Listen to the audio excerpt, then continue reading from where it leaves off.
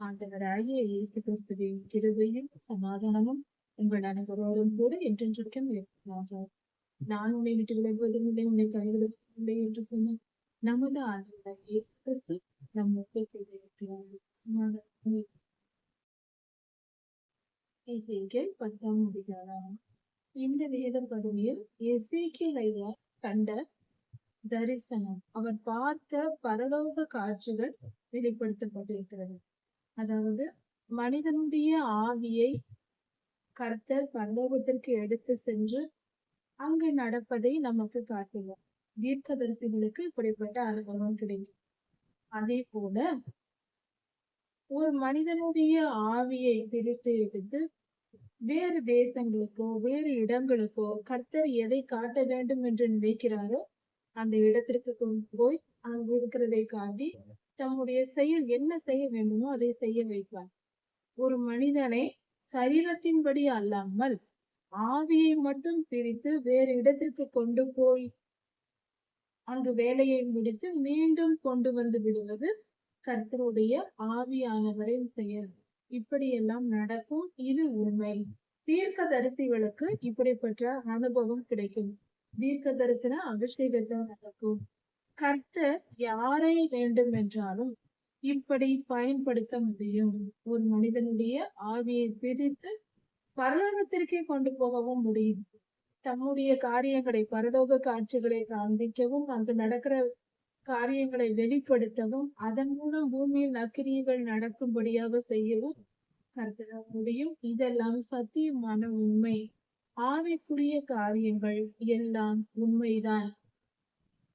கர்த்தர் ஒரு மனிதனை பரலோகத்திற்கு எடுத்து செல்வதும், கர்த்தரை பார்ப்பதும், தேவ தூதர்களை பார்ப்பதும், வேதகால பரிசுத்தவான்கள் பரலோகத்தில் வாழ்ந்திருக்கிறார்கள் அவர்களை பார்ப்பதும், இது எல்லாம் மனிதனால் முடிந்த காரியமே. கர்த்தர் இந்த அனுபவங்களை நமக்கு கொடுக்கிறார். கர்த்தரால் இவைகளை எல்லாம் செய்ய முடியும். சர்வ வல்லமையுள்ள தேவனால் இதை செய்ய முடியும். இறந்த பின்பு கர்த்தர் நம்மை பரலோகத்திற்கு கொண்டு போவார் என்று நம்புகிறோம். அங்கு போய் பரலோகத்தில் கர்த்தரை பார்க்க முடியும். தேவ தூதர்களை பார்க்கலாம். அங்கு பரலோகத்தை எல்லாம் சுற்றி பார்க்கலாம். அங்கு வேதகால பரிசுத்தவான்கள் இருப்பார்கள், அவர்களை எல்லாம் பார்க்கலாம் என்று சொன்னால் இதையெல்லாம் நாம் நம்புகிறோம், ஏற்றுக்கொள்கிறோம் இறந்த பின்பு. ஆனால் அதே நேரத்தில் உயிரோடு இருக்கும் போது நம் ஆவியை கர்த்தர் பிரித்து அப்படியான காட்சிகளை காட்டுவார் என்றால் நாம் நம்ப மறுப்பது ஏன்? கர்த்தர் சர்வ வல்லமை உள்ளவர். உயிரோடு இல்லாத போதே நம் ஆவியை பிரித்து எடுத்து அவரால் செய்ய முடியும் என்றால், நமக்கு ஆவியை உண்டு பண்ணியவரும் அவரே, அதை கொடுத்தவரும் அவரே, அதை எடுக்கும் வல்லமையும் அவரிடத்துல இருக்கிறது. அவர்தான் உயிரை எடுக்கிறார். அப்படி இருக்க கர்த்தரால் முடியாத காரியம் ஒன்றும் இல்லை. நாம் உயிரோடு இருக்கும் போதே நாம் ஆவியையும் ஆத்மாவையும் பிரிப்பதும் மீண்டும் சேர்ப்பதும் கர்த்தரால் முடிந்த காரியமே. இதை பரிசுத்தவான்கள், இந்த உலகத்தில் இப்பொழுது வாழ்கிற தீர்க்கதரிசிகளும் பரிசுத்தவான்களும் இப்படிப்பட்ட அனுபவத்தை பெற்றதாக சொல்லும் போது அதை நாம் விசுவாசத்தை ஏற்றுக்கொள்ளலாம். உண்மையான தீர்க்கதரிசிகளை கண்டுபிடித்து அவர்கள் சொல்லுவதை கேட்டுக்கொள்ள வேண்டும். சரி, உண்மையான தீர்க்கதரிசிகளை எப்படி கண்டுபிடிப்பது என்றால், வேதத்தை நன்கு வாசித்தால் சுலபமாக புரிந்துவிடும். வேத கால பரிசுத்தவான்கள் அவர்கள் என்ன ஊழியம் செய்திருந்தாலும் சரி, தீர்க்க தரிசன ஊழியமா இருக்கலாம், எதுவா இருக்கலாம், ஒரு அடையாளத்தை நாம் நிர்ணயித்துக் கொள்ளலாம். அதாவது நம் மனம் சந்தோஷப்படுகிற மாதிரியான, நம்முடைய மனம் சந்தோஷப்படும்படியாக, நம்மை உற்சாகப்படுத்தும்படியாகவே தொடர்ந்து தொடர்ந்து எப்பொழுதும் பணத்தை, அது ஆசீர்வாதம் வரும், அது இது என்று சொல்லி நம்மை சந்தோஷப்படுத்தும்படியாகவே அவர்கள் தீர்க்க தரிசனம் சொல்லி கொண்டிருந்தால் அவர்களை சற்று நாம் ஆராய்ந்து பார்க்க வேண்டும்.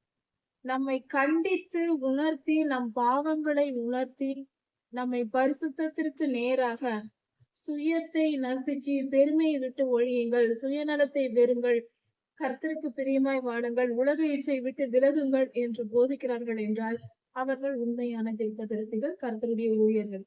ஏனென்றால் பரிசுத்த ஆவியானவர் யாருக்குள் இருந்தாலும் அவர் செயல்பாடு எப்படி இருக்கும்? பாவத்தை குறித்தும் நீதியை குறித்தும் கண்டித்து உணர்த்துவார், அவ்வளவுதான். பாவத்தை குறித்தும் நீதியை குறித்தும் நமக்கு கண்டித்து உணர்த்துகிற ஊழியர்களை கண்டித்து, கவனிக்க வேண்டிய விஷயம், கண்டித்து நம்மை இதை செய்யவே கூடாது என்று உறுதியாய் கண்டிக்கிறார்கள் என்றால் அவர்கள் நல்ல ஊழியர்கள். இப்படியாக நாம் அடையாளம் கண்டு அவர்கள் சொல்லும் தீர்க்க தரிசனங்களை விசுவாசிக்கலாம். எல்லாவற்றிற்கும் மேலாக, இதற்கும் மேலாக நாம் ஜெபித்து வேதம் வாசித்து பரிசுத்த ஆவியை பெற்றிருந்தால் பரிசுத்த ஆவியானவர் நமக்கு வெளிப்படுவார். இந்த ஊழியரை நீங்கள் நம்பலாம், இந்த ஊழியரை நம்பாதே என்று உடனே நாம் பார்த்து கொண்டு இருக்கும் போதே அவர் நமக்கு எச்சரிக்கை தருவார். பொய்யையும் மெய்யையும் பிரித்து காண்பிப்பவர் அவர்தான். அதனால்தான் பரிசுத்த ஆவியானவர் திருக்கரங்களை நாம் எப்பொழுதும் பற்றி கொள்ள வேண்டும். அதற்கு வழி வேறொன்றும் இல்லை. நாம் அதிகமா எதுவும் செய்ய தேவையில்லை, போராட தேவையில்லை. உண்மையான இருதயத்தோடு கர்த்தரை முழு மனதோடு நேசித்து வேதத்தை வாசித்து நம் இருதயத்தை தாழ்த்தி ஜெபித்துக் கொண்டிருந்தால் போதும். நம் இருதயம் கீழ்ப்படிந்து தாழ்மையோடு இருக்க வேண்டும், கர்த்தரை நேசிக்க வேண்டும். அதுதான் முக்கியம். இது இருந்தால் தன்னால் எல்லா காரியங்களும் நடக்கும். மிகுந்த போராட்டம் எதுவும் தேவையில்லை. தாழ்மை இருக்க வேண்டும், கர்த்தரிடத்தில் உண்மையான அன்பு இருக்க வேண்டும். இது இரண்டும் இருந்தால் நாம் கர்த்தருடைய ஆவியானவரை பெற்று அவருடைய வழிநடத்துதலை சுலபமாய் நாம் பெற்று வாழ்ந்து விடலாம். பரிசுத்த பாதையில் அவர் நடத்துவார். எதை செய்யலாம், எதை செய்யக்கூடாது என்ற எல்லா ஞானத்தையும் அவர் நமக்கு சொல்லுவார். இந்த எசேக்கியேல் ஐயாவின் தீர்க்க தரிசனத்தை குறித்து இப்பொழுது நாம் எசேக்கியேல் ஐயா தரிசனம் பார்த்து கொண்டிருக்கிறார். அந்த காட்சி, பரலோக காட்சியை பார்க்கிறார். அவர் பார்த்த தரிசனத்தில் கேருபீன்கள், 4 முகங்கள் கொண்ட 4 இறக்கைகள், 4 கைகள் கொண்ட மனித சாயலாய் இருந்த 4 கேருபீன்கள் இருக்கிறது. அந்த 4 கேருபீன்களுக்கும் 4 சக்கரங்கள் இருக்கிறது.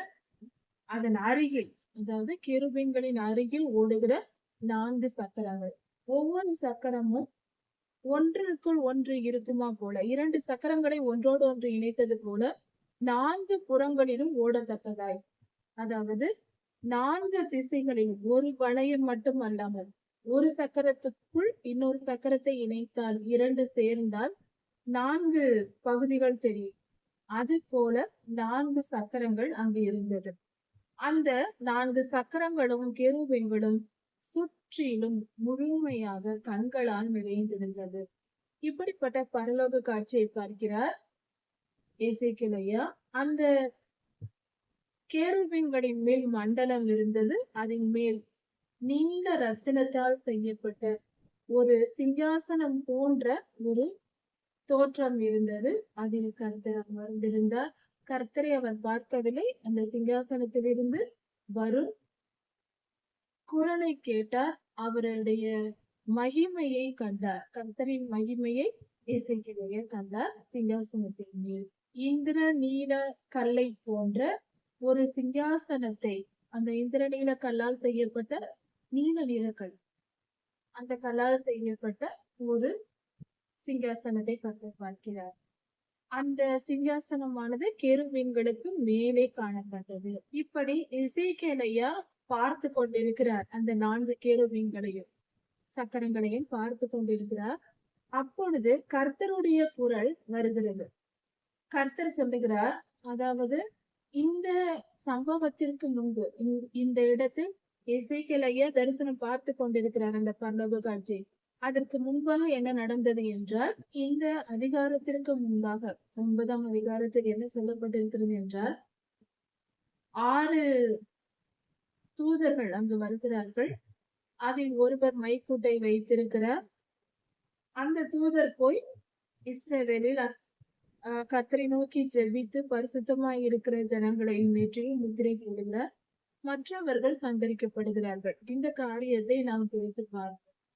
அந்த மைக்கூட்டை வைத்திருந்த அந்த முத்திரை போட்ட அந்த தூதர் மீண்டும் வந்து விட்டார். அந்த இடத்தில் இருக்கிறார். இந்த எசேக்கியேல் ஐயா பார்த்து கொண்டிருக்கிற அந்த பரலோக காட்சியில் நடந்து கொண்டு இருக்கும் போதே அந்த மைக்கூட்டை வைத்திருந்த அந்த தூதர் வந்து விட்டார். அந்த 6 பேரில் ஒருவராய் இருந்தவர் வந்து விட்டார். அவரிடத்தில் கர்த்தர் சொல்லுகிறார், இந்த காட்சிகள் கர்த்தர் பேசுவது, தேவதூதர், கெரூபீன்கள், எசேக்கியேல் எல்லோரும் அந்த இடத்தில் இருக்கிறாங்க. அந்த காட்சி எசேக்கியேல் அந்த கேருபீனை பார்த்து கொண்டிருக்கும் போது கர்த்தர் அந்த வந்த தூதரிடத்தில் சொல்லுகிறார். மைக்கூடு வைத்திருந்த அந்த தூதரிடத்தில் சொல்லுகிறார், நீ சக்கரங்களுக்குள் பிரவேசித்து, கேருபீன்கள் 4 இருக்கிறது, 4 முகங்கள் கொண்ட 4 கேருபீன்கள், 4 சக்கரங்கள் இருக்கிறது. அந்த 4 சக்கரங்களும் கேருபீன்களின் கீழே இருக்கிறது. கேருபீன்களுக்கு கீழாக 4 சக்கரங்கள் இருக்கிறது. இப்பொழுது கர்த்தர் சொல்லுகிறார், அந்த சக்கரங்களுக்குள் நீ உள்ளே போய், அந்த தேவதூதரை பார்த்து சொல்லுகிறார், சக்கரங்களுக்குள் உள்ளே போய், அங்கு அக்கினி அதிகமாய் இருக்கிறது, அக்கினி தழலாய் கொதித்து கொண்டிருக்கிறது, தழல் எரிந்து கொண்டிருக்கிறது. அந்த அக்கினி தழலை உன் கையில் எடுத்து, உன் கை நிறைய அந்த அக்கினி தழலை எடுத்து, அந்த அக்கினியை நகரத்தின் மேல் இறைத்து விடு, தூவி விடு என்று சொல்லுகிறார். இப்படி சொன்ன போது அந்த தூதர் அந்த சக்கரங்களுக்குள் உள்ளே போகிறார். அந்த கர்த்தருடைய வார்த்தையை நிறைவேற்றும்படியாக அந்த அக்கினி தழலை எடுப்பதற்காக சக்கரங்களின் நடுவே போகிறார். கர்த்தர் சொன்னதை கேட்டு எசேக்கியேல் பார்த்து கொண்டிருக்கும் போதே அந்த தூதர் கேருபீன்கள் நடுவே போய்விட்டார். இப்படி அவர் போகும்போது கேருபீன்கள் நின்றிருந்த இடம் தேவாலயத்தின் வலது புறத்தில் நின்றிருந்தது. தேவாலயத்தின் வலது பக்கத்தில் கேருபீன்கள் நின்றிருக்கும் போதுதான் இந்த காரியம் நடக்கிறது. எசேக்கியேல் பார்த்து கொண்டிருக்கிறார். இதெல்லாம் எருசலேமில் உள்ள தேவாலயத்தில் நடக்கிறது. ஒரு மேகம் பிரகாரம் என்றால் முதலில் இருக்கும் இடம், தேவாலயத்திற்குள் போகும்போது முதலில் பலிபீடம் இருக்கும் இடம் பிரகாரம் என்று சொல்லப்படுகிறது. அந்த உள் பிரகாரத்தின் உள்பகுதியில், தேவாலயத்தின் உள் பிரகாரத்தை ஒரு மேகம் நிரப்புகிறது. பெரிய பிரகாரம் முழுவதும் மேகம் நிரம்புகிறது. கர்த்தருடைய மகிமை அது இப்படியாக அந்த இடத்தில் நிரம்புகிறது. கர்த்தருடைய மகிமை கேருபீன்கள் மேல்தான் இருந்தது. தலையின் மேல் மண்டலம் இருந்தது. அதற்கு மேல் கர்த்தருடைய மகிமை சிங்காசனத்தில் இருந்தது. அங்கிருந்து கர்த்தருடைய மகிமை வந்தது. கேருபீன்கள் மேலிருந்து எழும்பி தேவாலயத்தின் வாசற்படியிலே நிற்கிறது. தேவாலயத்தின் வாசல், முதல் வாசலின் இடத்தில், பிரகாரத்திற்கு வெளியே முதல் வாசல் இருக்கிறது. அந்த இடத்தில் இருக்கிறது கர்த்தருடைய மகிமை. எங்கிருந்து? கேருபீன்கள் தலையின் மேலிருந்த சிங்காசனத்தில் இருந்து இறங்குகிறது. தேவாலயம் முழுவதும் கர்த்தருடைய மகிமையால் நிரம்பி இருந்தது. மஞ்சள் நிறத்தில் மேகம் இருந்தது. மகிமை, கர்த்தருடைய மகிமை அப்படிதான் இருக்கும். தேவாலயம் முழுவதும் நிரம்பி இருந்தது. பிரகாரத்தில் கர்த்தருடைய பிரகாசம் இருந்தது. பிரகாரமும் கர்த்தருடைய மகிமையின் பிரகாசத்தினால், அந்த மகிமையின் மேகத்தினால் நிரம்பி இருந்தது. கேருபீன்களில் செட்டைகளின் இறைச்சல், கேருபீன்கள் அந்த செட்டைகளை அடைத்து எழும்பும் போது, அது பறக்கும் போது இறைச்சல் சத்தம் கேட்கிறது. அந்த சத்தம் கர்த்தருடைய சத்தம் போல் இருக்கிறது. தேவ சத்தம் போல அது இருக்கிறது. இந்த இறைச்சல் சிறகடிப்பது. சர்வ வல்லமையுள்ள தேவன் பேசும்போது உண்டாகும் சத்தத்தை போல் அது இருக்கிறது. அந்த சத்தம் கர்த்தருடைய சத்தத்தை போல் இருந்ததோடு இல்லாமல் அது வெளி பிரகாரம் வரைக்கும் கேட்டது. கர்த்தருடைய சத்தம் எப்படி வெளி வரைக்கும், அதாவது தேவாலயத்தின் வெளி பிரகாரம் வரைக்கும் கேட்குமோ, அதே போல கேருபீன்கள் செட்டைகள் அடிக்கும் சத்தமும் கேட்டது. இப்படியாக அந்த சத்தம் மிகவும் வல்லமையுடையதாக இருந்தது என்று எசேக்கியேல் சொல்கிறார். இப்படி எசேக்கியேல் பார்த்து கொண்டிருக்கும் பொழுது கர்த்தருடைய கட்டளை வருகிறது. அந்த சணல் தரித்து மைக்கூட்டை தன் கையில் வைத்திருந்த அந்த தூதருக்கு கர்த்தர் கட்டளை கொடுக்கிறார். இப்படி கர்த்தர் சொன்ன உடனே அவர் சக்கரங்களுக்குள், கேருபீன்களின் காலுக்கு கீழே இருக்கிற சக்கரங்களின் நடுவிலே அவர் உடனே பிரவேசிக்கிறார். அப்பொழுது கேருபீன்களுக்குள்ளே இருந்த ஒரு கேருப் என்ன செய்கிறது? கேருபீனின் மத்தியில் இருந்த அக்கினி தழலில் தன் கையை நீட்டி அதை எடுத்து, இந்த இடத்தில் அந்த தூதர் போய் அந்த அக்கினியை எடுக்கவில்லை. கேருபீன் தான் அந்த அக்கினியை எடுத்து தூதரின் கையில் கொடுக்கிறது. இதில் நாம் கவனிக்க வேண்டிய காரியம், கர்த்தர் அந்த தூதரை அக்கினியை எடுத்து போடு என்று சொல்லுகிறார். எருசலேம் நகரத்தின் மேல் இறைத்து விடு அந்த அக்கினியை எடுத்து என்று சொல்லுகிறார். ஆனால் அந்த இடத்தில் அந்த தூதர் எடுக்கவில்லை. தன்னில் மைக்கூட்டை வைத்திருந்த அந்த தூதர் எடுக்காமல் கேருபீன் அந்த அக்கினியை எடுத்து, தழலை எடுத்து கொடுக்கிறார். கேருபீன் கொடுக்க அதை அந்த தூதர் வாங்கி சணல் நூல் அங்கி தரித்திருந்த அந்த மனிதனிடத்தில் கொடுக்கிறார். அந்த கேருபீன் தான் கொடுக்கிறார். கேரு அந்த தூதரிடத்தில் கொடுத்து அதை தூதர் தன் கைகளால் வாங்கி கொள்கிறார். அதை வாங்கி கொண்டு வெளியே வருகிறார். இதில் ஒரு காரியம் என்ன தோன்றுகிறது என்றால், ஏன் அந்த தூதர் தாமே கையை வைத்து அந்த அக்கினி எடுக்கவில்லை என்றால், அவரால் எடுத்திருக்க முடியாது என்று தோன்றுகிறது. அவர் முயற்சி செய்திருக்கலாம், கர்த்தருடைய கட்டளைகளின்படி அவரால் அதை எடுக்க முடியவில்லை என்று தோன்றுகிறது. உள்ளே பிரவேசிக்க முடியவில்லை என்று தோன்றுகிறது. அதனால்தான்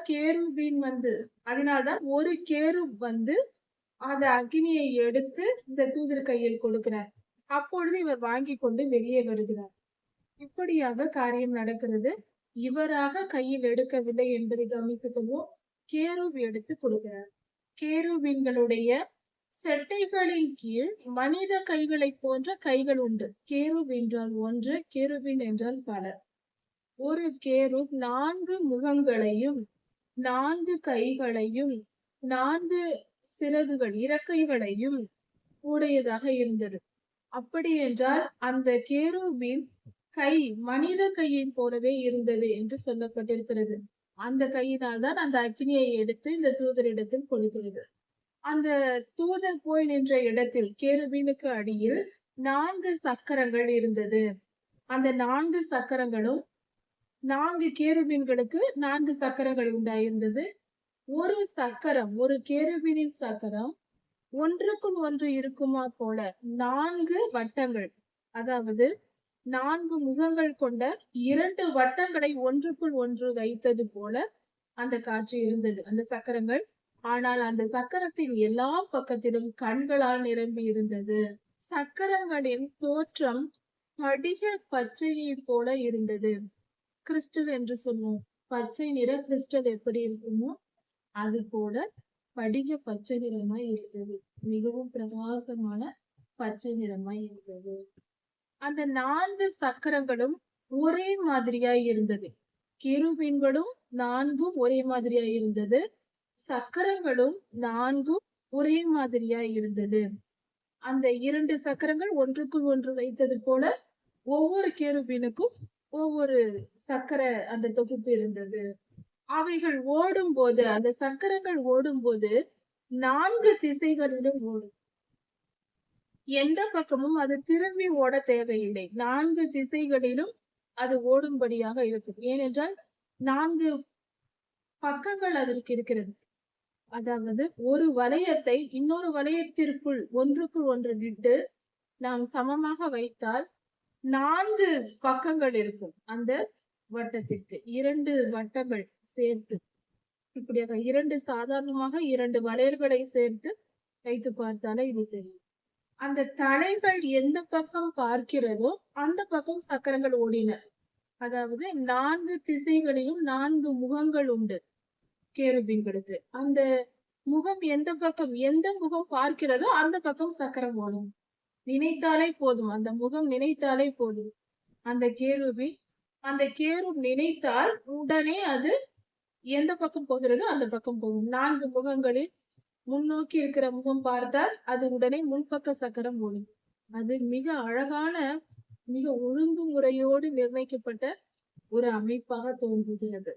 எந்த பக்கமும் அதை திரும்பி போக வேண்டிய அவசியமில்லை. இப்படியாக அந்த சக்கரங்கள் செயல்பட்டது. இப்படி இந்த காட்சியை எசேக்கியேல் ஐயா பார்க்கிறார். இப்படிப்பட்ட காரியங்கள் உண்மையானவை, சத்தியமானவை.